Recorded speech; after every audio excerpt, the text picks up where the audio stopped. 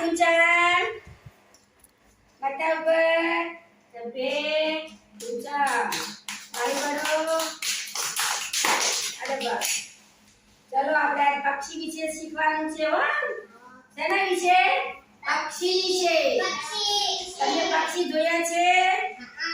એમ સારું હા તો આને શું કહેવાય પોપટ પોપટને કેટલા પગ હોય બે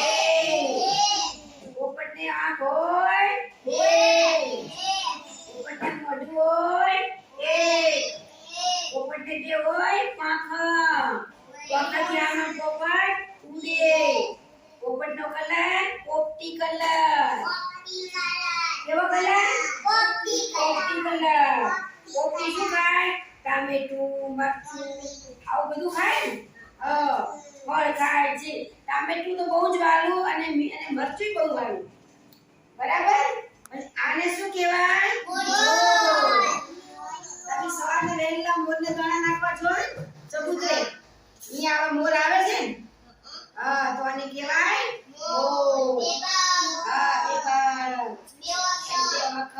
એટલે કલર એક બે ત્રણ કલરના કલર લાલ જાંબલી અને લીલો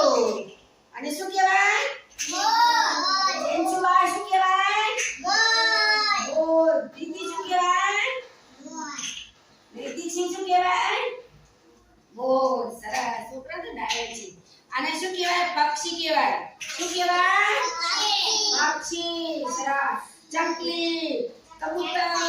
એવું તો રોજ આપણા ઘરે આવે છે ને ઓલા